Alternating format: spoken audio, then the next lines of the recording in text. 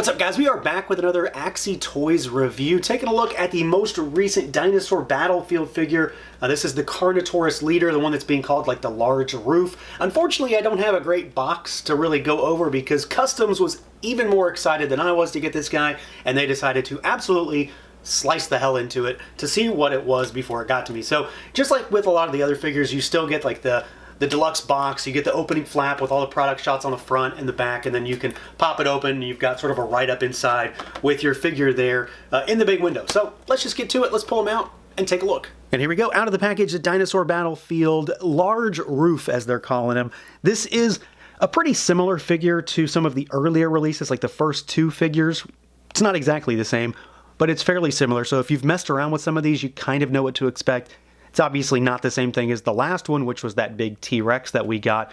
But I'm really happy with this guy. I'm very, very, very pleased specifically with the armor this time around. That's the big difference, is how they've changed up the armor. And then, of course, this head sculpt. This is the white version. There are a few different ones. The white refers to the body, obviously not that head because it's kind of orangey red. So let's see what he can do, see how he moves around. He is still very similar to some of the other figures if you've messed around with any of these. So obviously you've got an opening jaw here. Let's close that. We've got a head that can look up super, super far. It looks down good, tilt side to side, rotation. The neck also swivels as well. One thing you've always got to pay attention to with these figures, just by virtue of how they're put together, is that there's so many little pieces that you have to actually attach. Like a lot of these spikes are just things you pop on.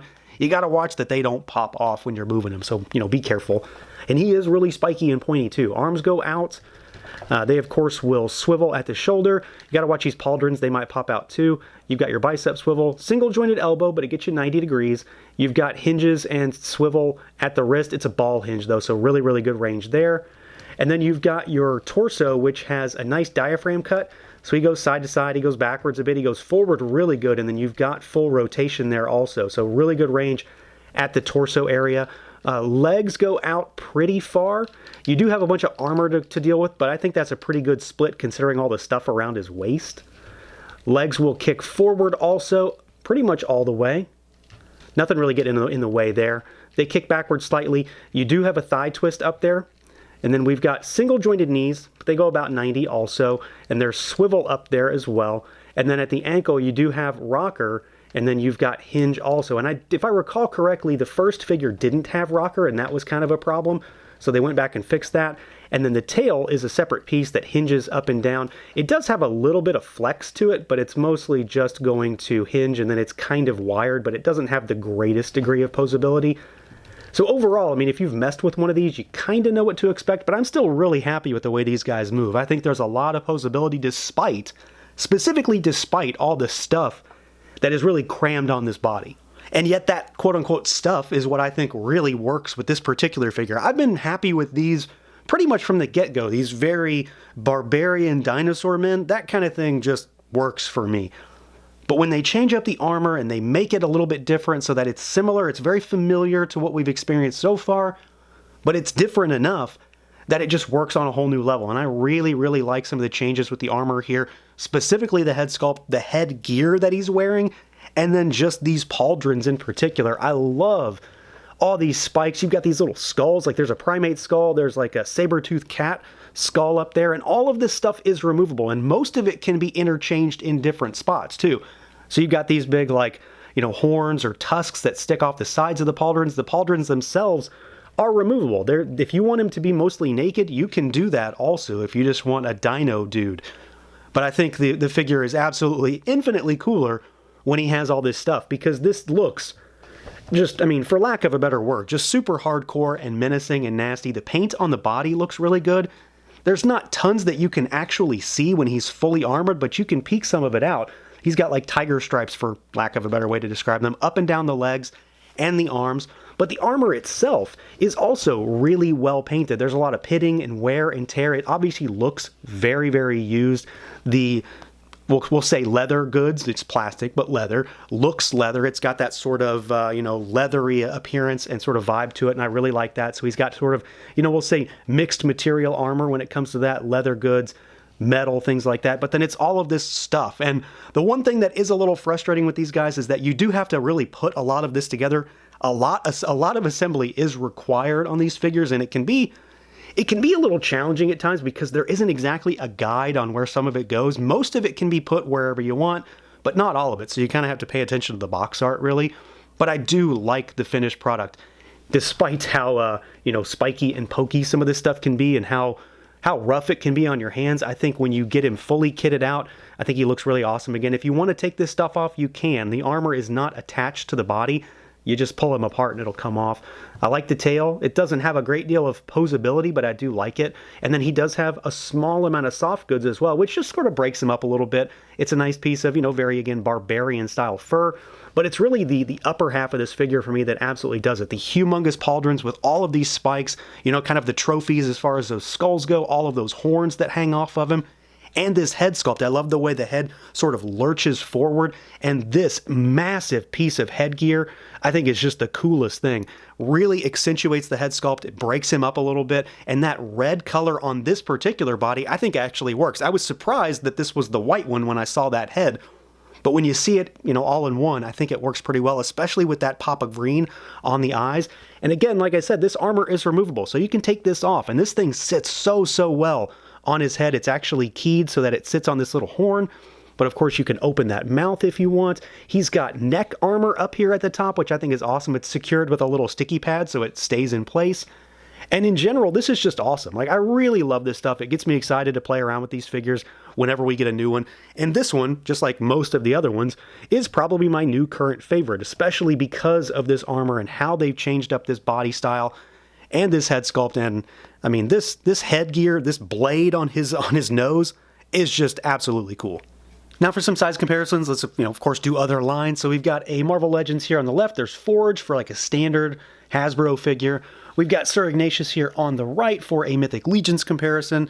We'll do some other lines, other random stuff. So here, because it's, fresh in mind for me, here's an import figure. There is the Bring Arts Cloud Strife, and he looks super tiny by comparison. Let's pull Ignatius aside and let's do another import. Here is an SH Figuarts. There is the Superhero Piccolo.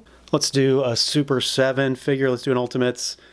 And we're going to throw Leo in there in the Turtles line. And then let's do one more that it kind of goes with this, sort of, the theme anyway. There is the Frazetta Dark Wolf. So in general, these guys are bulky, they're big, they're pretty beefy. They're not going to be super out of scale with really anything. And since they're dinosaur men, you can kind of throw them, well, pretty much anywhere. Now, as far as accessories goes, this guy does have a lot of stuff in the box. And I guess it really comes down to what you want to consider an accessory, because like I said, you can kit this guy out pretty much however you want. You don't have to have him like this, so there's a lot of options just by virtue of where you can, sort of peg all this stuff in.